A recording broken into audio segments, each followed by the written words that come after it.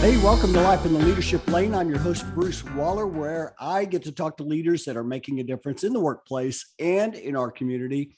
What did they do to get started? And what are they doing to stay there? And oh my goodness, I have another special guest today. I'm getting to talk to Julie Burch. Julie Burch is president of Julie Burch Speaks. She's a professional speaker, a comedian. We're going to be laughing today. I just know it. She's training and development, motivation expert. I could go on and on and on. I'm so excited to have you on the show. Hey, Julie, how you doing? I am great. I'm so excited to be here, Bruce. I feel so special. Well, you are special and you have something special going on coming up. We're going to talk today about SHRM 22. We have a SHRM conference that's going to be held in New Orleans, June the 12th to the 15th. And you're going to be one of the speakers. You ever been to New Orleans? I am so excited. I have been to New Orleans many times and I love it. Who doesn't love New Orleans? The food, the music, it's just amazing. It's an amazing city. So I am thrilled that I get to do this. So I'll be there for the whole conference, and I'm doing a pre-conference session on Saturday, and then I'm doing a breakout session on Monday. So it's just going to be a whole SHRM-filled New Orleans blowout. It's going to be a lot of fun. It's going to be a lot of fun. I cannot wait. Now, whenever I start off the show, the podcast, I always like to talk to my guests and kind of reflect about when I first met them or when they came into my path. And for you, Julie, you have been speaking at the HRSouthwest conference for many years, but a highlight for me was just not too long ago, as you were inducted into the Texas SHRM Hall of Fame, Speaker Hall of Fame at the HRSouthwest conference. I believe that was in 2017. You remember that? It was amazing. How did that feel? My gosh. You know, it's as a speaker, and I've spoken at HRSouthwest for so many years. So yeah. I'd watched I was, I think, the third or fourth one that had been inducted. So I'd watched it before. Mm-hmm. And I remember sitting there with a friend of mine who's a speaker, and we're like, how do you get into that? How do they pick that? No idea how it happened. It was magical. And I had submitted, just like I do every year for HRSouthwest, and I got an email saying, congratulations, you've been selected. And I about fell over. First thing I did was call my mom. Mom, you're not going to believe it. You're not going to believe it. You're not going to believe it. I was so excited. It was the biggest honor. I still have, because the program for that event, that for that year, had my picture in the program as the Speaker Hall of Fame inductee, and the big keynoter that year was Laura Bush, and the picture in the book had me next to Laura Bush. I was like, oh, stop it. And you know who is headlining, who's the closing keynote speaker in New Orleans? George Bush. Wow. How about that? Bookends. I mean, you're like, drop the mic, right? Right. I love that. I'm pretty sure I'm done, like career over. Bada boom, bada bang. Look what I did. And I just thought that was so funny when I saw that. It was by far and away the single biggest honor. I could not believe it. I got to do a general session. So it was absolutely phenomenal. The HRSouthwest is such an amazing conference. The people are phenomenal. All of those volunteers that put that together, they're the most amazing people. So I was just honored to be considered, to be thought about, to be included in such an amazing thing. So it was quite an honor. I keep my trophy, my award. It's a beautiful glass award. I keep it close, just as a reminder that I'm serving some pretty spectacular people. Yes, you are. And we're going to talk about speaking. We're going to talk about speaking at the SHRM 22 conference. I know you speak about stress, you speak about conflict, you speak about leadership, communication, time management. It goes on and on and on. And we're going to talk about what you're going to speak at the conference. But before we do that, I want to ask you about the Julie Burch story. I would love to know, where did you grow up and how in the world did you get into this professional speaking? How did you stumble into this? Like, so many people don't even realize it's a job. And I don't think I did growing up. I grew up in California, which, but I moved I've been in Texas now. I live in the Dallas area. I've lived here longer than I lived in Texas, but I was born and raised in California. And the very first time, I've been on stage since I was 4 years old. My very first time on stage, I was 4 years old. I was almost 4. I wasn't even quite yet 4. And I was doing ballet, and I was so excited because I had been selected for the Christmas pageant that I got to be I was like the star of the final dance. And it was so exciting. And I was wrapped up. I mean, mind you, I'm like this big, I'm tiny, and my little blonde curls on the top of my head. And I was wearing this little white outfit with a silver tutu. And I was wrapped up in this box. And the only boy in our ballet school danced over to the song, danced over, unwrapped the box, and twirled me out. And I was, so excited that I got to do this. And just so happened, though, the week before, like the few days before the recital, I got sick. So I didn't get to be there for the dress rehearsal, which means I had never, ever done the dance with people in the audience. So the song plays, he dances out, unwraps the box, I twirl out, and for the very first time, I look out and I see an audience. And I stopped dead in my tracks and I started bawling, I want my mommy. And my mom had to come up on stage. There's a picture in the little local town I lived in of my mom on stage trying to calm me down. And that was my debut on stage. So it didn't go so well, but I always tell people that that's an indicator that you can always learn. But that was it. Once I got past it, I have been on stage ever since. I was in pageants when I was growing up, and that's, a lot of people think that's cheesy, but it really taught me so many valuable skills. I learned so much. I learned how to interview. I learned how to carry myself. I learned how to communicate on stage, to answer impromptu questions. And my mom was always very conscientious about the kind of events I was allowed to participate in. I never did any of them that had a bathing suit, but I always had to have a talent. That was, if it had a talent portion, then that was when I was allowed to participate in. But even when I was a kid, and I started in pageants when I was 8 years old, all the other little girls danced and sang. They all sang and danced. That was what everybody did. They always had these really cute little costumes, and they would sing and dance. I did dramatic readings and humorous monologues as early as 8 years old. And all the other moms would kind of chuckle and say, well, that little girl doesn't have a prayer. That never won. It was always the singers and the dancers. But I ended up being pretty good at it. And so I actually was the California State Queen 3 times, and I was the City Queen twice. And so it was my first, who would have known that at 8 years old, I was practicing what I would end up doing for a living. And I didn't know it at the time, but I suspect that somebody knew and was training me and coaching me from a very young age. So I always feel like, how did I get into the speaking business? It really was destiny. I was training for it from the time I was a young child. And then actually my mom was a speaker. So my company now is Julie Burch Speaks. When I first started speaking, my mom was a speaker, and she started our business before I started. So she started it and I've been doing it 24 years, and she started it about 6 years before I did. And I was doing customer service training internally for a company, and my mom was speaking, and I called my mom one day and I just went off on a tangent. I was like, you need to do a seminar on this.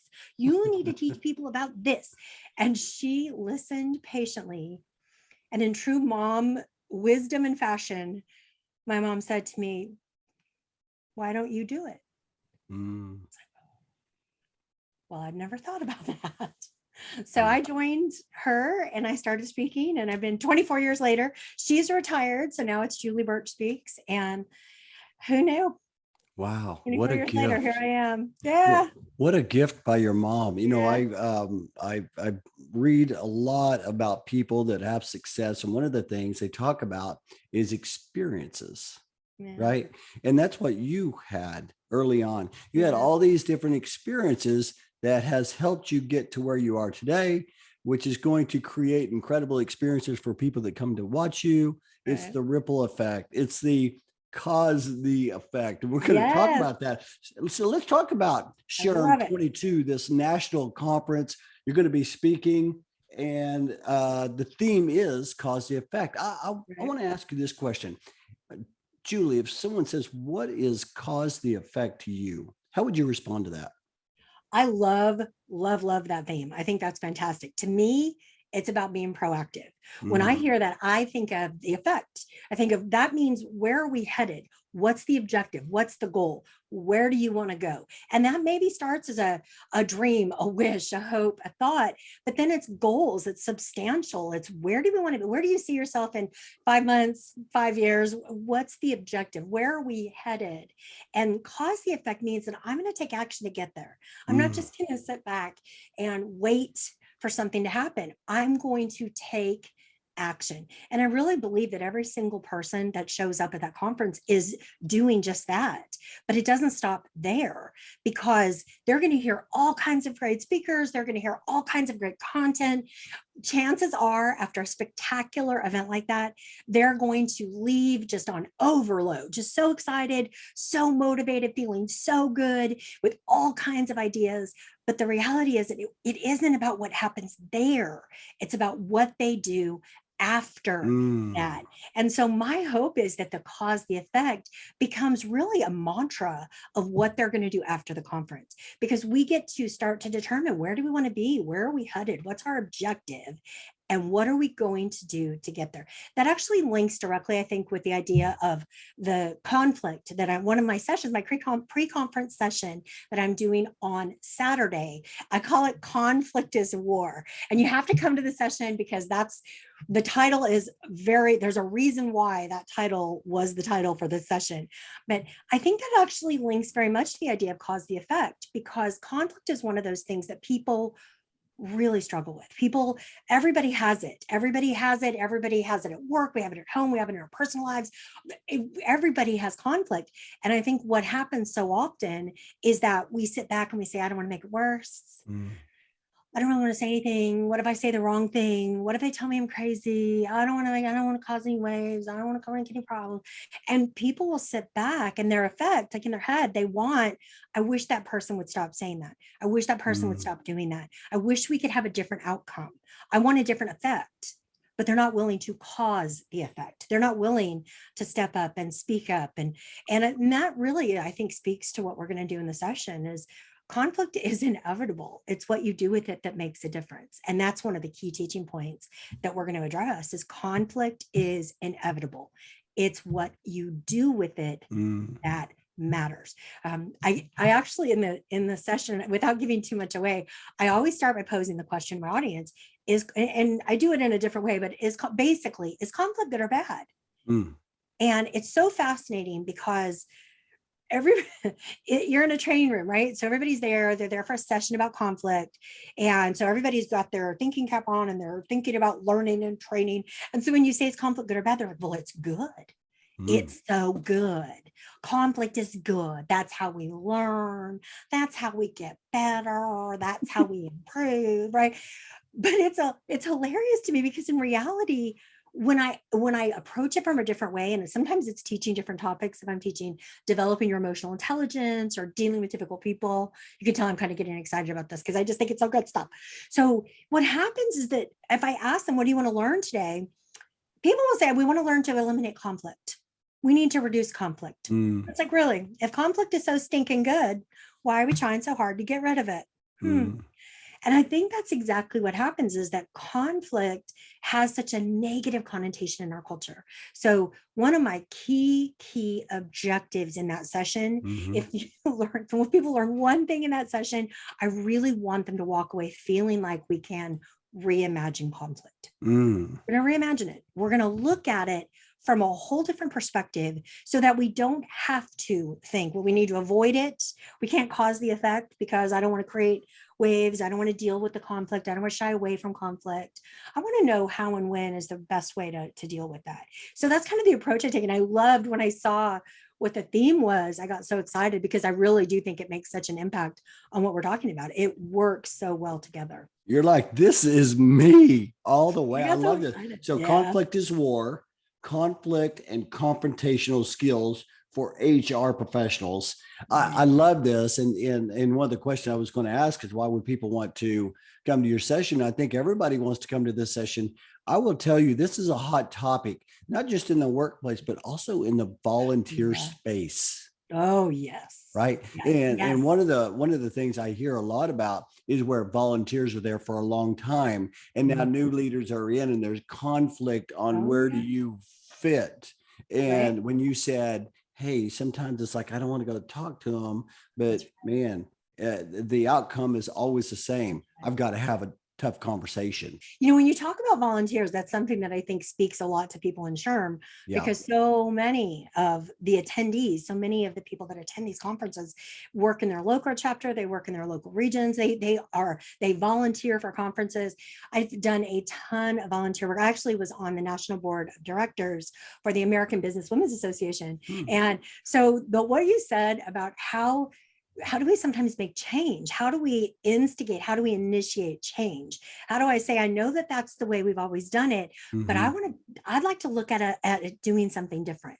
Yeah. And I always try to challenge people to frame it from, if we had never done this before, Hmm. what might we do?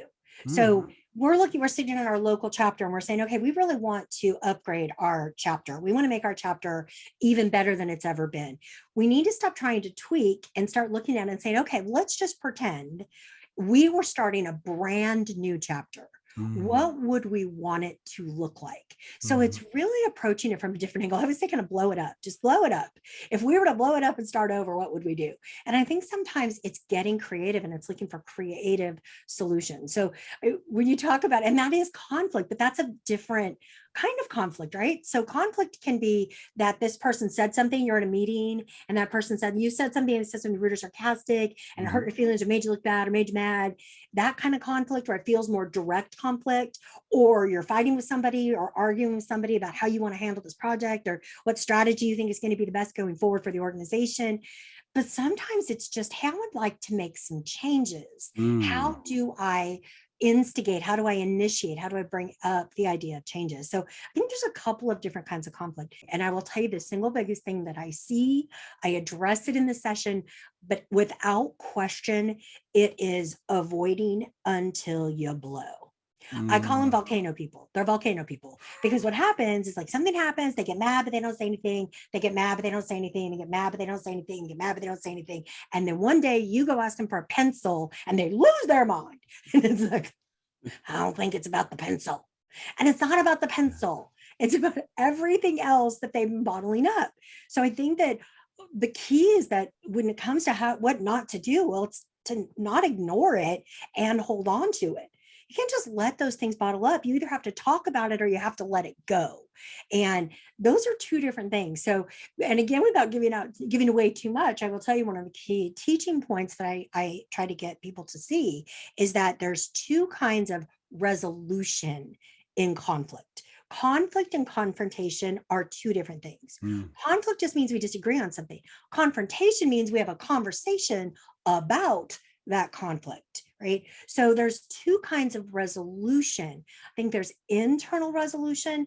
That's you learning to get over it, the emotional intelligence, it's you working through it.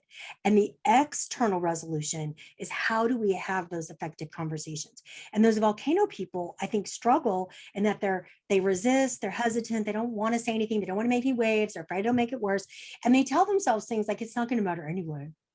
They're not going to believe me. They're going to think I'm stupid. They're not going to listen. They're not going to change. It's never going to get better. I don't want to make it worse. I don't want to be ostracized. I don't want to take the risk. So because we don't want to take the risk, we don't ever say anything. But eventually, if you're not letting it go, if you're never getting internal resolution, eventually you're gonna blow and you're gonna go off half cocked. And I always tell people, I don't want you to go in places, like go into that person guns a-blazing, right? Like guns a-blazing. I'll tell you what I think about you. I don't I don't want anybody to do that. I want to train people, give people the tools so they've got guns in their holster, right? So they can go in armed and dangerous. I use that example.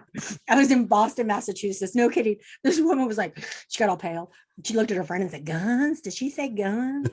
I bust out laughing. I said, I live in Texas, baby. Everybody's armed. She got Everybody's white. I armed. was like, I'm kidding. It's just That's that's hilarious. Volcano people. That is fantastic. Hey, if you're they listening are. right now, you need to have a pen. You need to have your journal out. You need to be taking notes. This is gonna be absolutely fantastic. I did not even think about it when you're talking about conflict and confrontation. Right. I love how you split those up and reimagining conflict. Man, there's so much good here.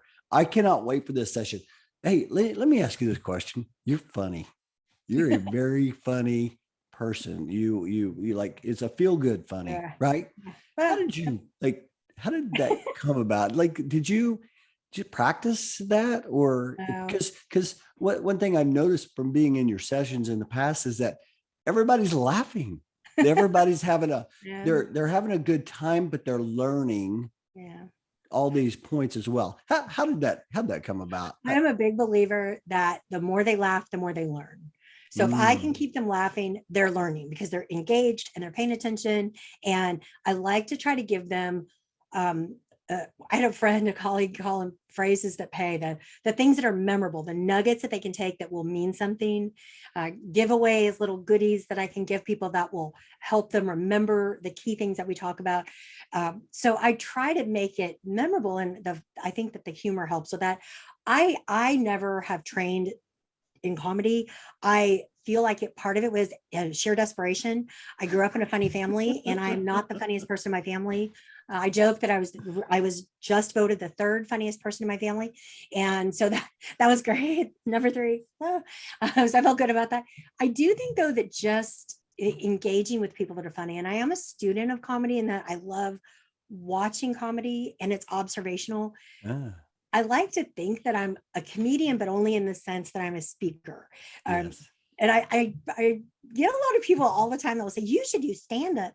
And I think that would be the greatest job on the planet, right? Like, if you are you kidding? Stand up? Like, you could just stand up and make people laugh, and you could drink while you do it. Stop it. If I could have a glass of wine while I work, I'm down. But I don't think I'm that funny. Like, I'm not that kind of funny. I think it's expectations, right? When somebody goes to a training session on conflict, they don't expect to be entertained. They think they're going to learn about conflict. So when you are able to inject some humor, it's like, Yeah. oh my gosh, that was hilarious. But if you go to a comedy club and you're sitting there with your 2 drink minimum, you better be funny. And I don't think I'm that like, I don't think my humor translates. Although I don't know, I'd like to test it with a margarita and see what happens. But Let I me, think that it's just a different kind of humor. But I do think that it helps you to learn. And it really yeah, truly is just, it's my personality. I'm just kind of dorky. And I am 1000% genuine when I'm in front of the room. That is exactly how I am all the time. I'm just kind of a goofy person. And I like to have fun, and I like to laugh at things. And I feel like, if I can just be myself when I'm up there, then that's what I want to do. I'm I not love probably that. going to be the most, maybe not the most polished speaker, but I am definitely me. I heard I used to be really active. I was in National Speakers Association, which I know you're familiar. And one of my mentors in the business, one of my dear friends, somebody who changed my life as a speaker, was Joe Calloway. And when I first met Joe Calloway, I met him when he came and spoke at North Texas Speakers. And Mm, I don't even remember his topic. I don't remember most of what he said, but what I will never, ever, as long as I live, forget is that he said that you have to be authentic in the front of the room. And he said, they say that polish, you're not supposed to put your hands in your pockets when you speak. And he's like, and he put his hand in his pocket. He's like, sometimes you got to do it. And mm, I remember watching him, and I remember thinking, yes, I need to stop trying to look at how everybody else is doing it. And I need to just be authentic and be true to me and be who I am in the front of the room. And that's the most genuine thing that I can do. And it was really Joe Calloway. And ever since then, Joe and I can call him, I can ask him questions when I need to. And he made such an impact on my life. I don't know that he even knows how much of an impact he made mm, on me in that one moment. mm. But you just never know when you're standing in front of an audience who's going to hear your message, who you're going to touch in a way that you never expected. And so that's kind of my goal. I love that. I've got chills. That's fantastic. And for those listening, the more you laugh, the more you learn. Write that down. I love that. Let me ask you, Julie, when your session's finished, like I know you said you had a couple of different sessions you're speaking at, but when you get done with each session, what are you hoping the attendees will come up and share with you? Well, I hope that they will come up and say that they're motivated to take action, that they're motivated to do to do something on what we talked about. So Mm. sometimes it's not teaching people something new. Sometimes it's not about having somebody in your audience say, oh my gosh, I've never heard that before. Mm. I actually generally prefer, I've never heard it that way before. I've never heard it explained like that.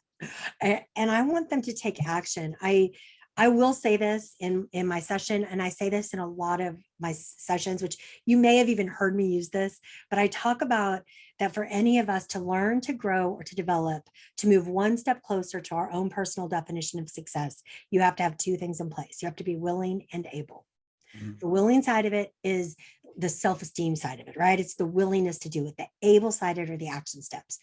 I can give you action steps all day long, but unless you're willing to implement those action steps, then the able is not going to help you.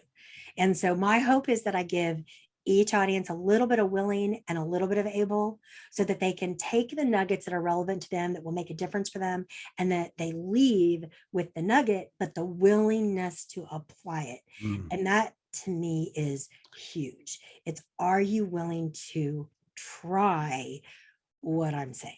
Are you willing to give it a shot, willing to implement the steps and the techniques? And I try really hard in my sessions to give tangible takeaways. I'm not a theoretical speaker. Like, I don't come in and just give you like big ideas, like big ideas that you have to then decipher. Change the world. Yes, you got to figure out, how does this relate to you?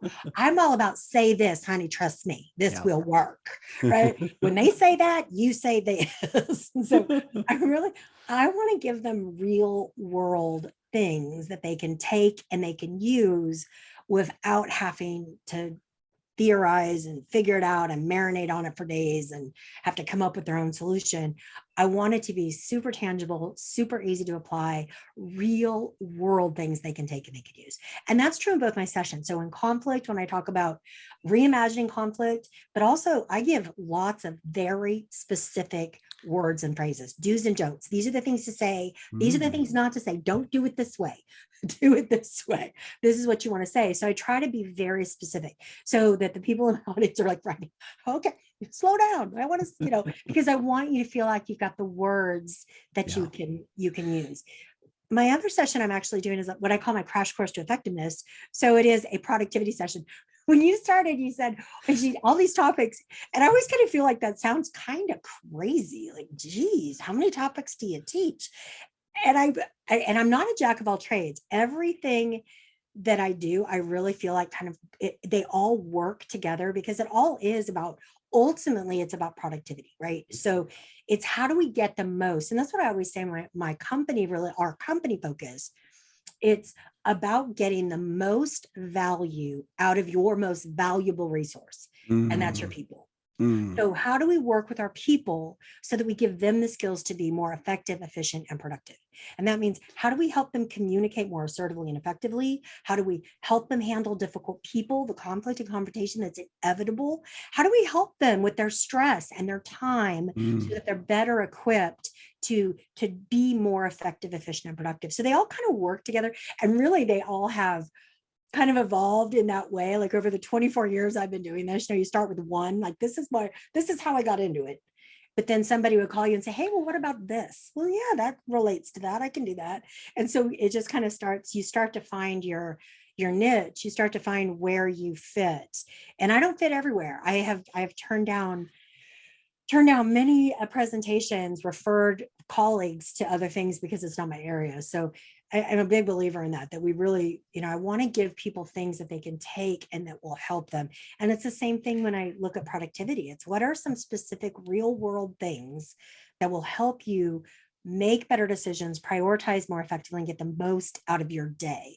We used to call it time management. That was like that was huge. I mean, that was a huge topic. Right. I taught it for years. I remember taking the time management courses, with the, all right, put a B, C, or D, Yes. 1, 2, 3, Yes. or 4, the Franklin Covey system. Yes. And I was like, oh my gosh, there's so much work in this. Hey, I want to ask you this though, because I'm glad you pivoted to this. And this is kind of the last part I want to talk about, was you put a quote on LinkedIn. That's one of the things I also enjoy about having the podcast. It forces me to go out and do some research, right, about these great people that I have on the podcast. but you put a quote on here by James Clear in Atomic Habits, and you said you love this quote, and it says more effort is wasted doing things that don't matter than wasted doing things inefficiently. Yes. Elimination is the highest form of optimization. I would love for you to talk about that, and I'm going to be taking a lot of notes here too because I need to eliminate some things in my life here. Right. Well, I mean, I think it's, to me, it's just genius. It's brilliant. Yeah, There's a difference between being effective and being efficient. Timothy Ferriss talks about this in the 4 Hour Work Week, and yeah, efficient versus effective. Efficient and effective. Effective is doing the things that get you closer to your goals. Now, remember, we're in an environment where we're constantly transitioning, we're constantly growing. You can't be stagnant. Whatever got you to where you are today, whatever those skills, those things you did that got you where you are not necessarily going to be the same things that are going to keep you moving forward. So we have to constantly be evolving. It's not about change management in the context of one change. We got to get through this change, got to get through COVID. That's not how it works. It's getting yourself in the mindset of constant evolution. And if we truly embrace that, then we have to be looking at what are the things, the projects, tasks, and assignments that you do every day that are effective, that are high dollar, that are valuable, that are moving you in the direction of your goal, as opposed to, and this is what so many people get stuck in, is we get stuck in efficient. Efficient is about doing those projects or tasks that you do because you can do them quickly or you can do them easily. Whether they're important or not, whether they're valuable or not, you can do them quickly. Think about how often we all have done it. How often people at work will say, you know what, I'm just going to go ahead and do this and knock it out in 5 minutes. This will just take 10 minutes. Let me just get it off the list. I can just knock this out in 10 minutes. But when are we going to start asking, is this truly an effective task? When is this truly the best use of my time right now? And it really is a mindset shift, moving from just doing things that we do efficiently and doing things that we've always done, because that's what it is. That's what James Clear is talking about, is we do things because we've always done them. And then we get into leadership and we still do the same things. And then we tell the people that you now have to do the same things. And we're doing all this work that's redundant and unnecessary when we really need to be focusing in on the things that are of true value. I think that is really the essence of understanding true effectiveness is about elimination. It's about looking at what are the things you're doing that you don't need to do anymore. And we get really attached, emotionally attached to the things we do. And that is one of the biggest problems, the biggest roadblocks to our effectiveness, is that we spend our whole day doing stuff that really isn't actually that relevant or important. And when we can start looking at things and start looking for effective versus efficient, the things that are valuable rather than things that we do quickly, we will start to shift in our results, our return on investment of time. And that's kind of the key. And so that's why I love James Clear so much, because what he said, yes, that's what I've been trying to say. That's good stuff. that is so good. It's hard to get people to see that, though. I want people to hear that message. And I know there's people right now thinking, man, I need to really meditate and focus on that and see where am I spending my time? Is it taking me closer to my goals where I'm trying to go? Or if it's not, does it really matter? And I love how you shared that. Hey, I want to ask this question. I told you the time was going to fly. But I It always like to ask does. about advice, and typically I'm like, give me your best advice. But I want to turn this up just a little bit because you're a Hall of Fame speaker, and I want to ask you. There's some people probably listening that, hey, they want to be a better speaker. Or the question I have for you is, have you ever been given any advice? I know you mentioned some advice you got from Joe earlier with being authentic, but any advice that you find yourself sharing with people that they say, you know what, I want to try to learn to be a better speaker, and it may or may not be for a career, but just to be Yeah. a better speaker and to do that. Any advice you would share with them? I have two things I would say. One is that I have people all the time that come up to me and say that I could do what you do. I want to do what you do. And my friends tell me all the time, I can just talk and talk and talk, and I could talk for hours. And I just know I could be a speaker because I can just talk and talk and talk. And that's awesome. But being a really good speaker isn't about talking for hours. It's about getting people to listen for hours. Ooh. So it's paying attention to, are you communicating information that is valuable and relevant to them? It's not just to hear your own voice. Is this relevant to the audience? So anytime you're speaking, you have to put your audience first.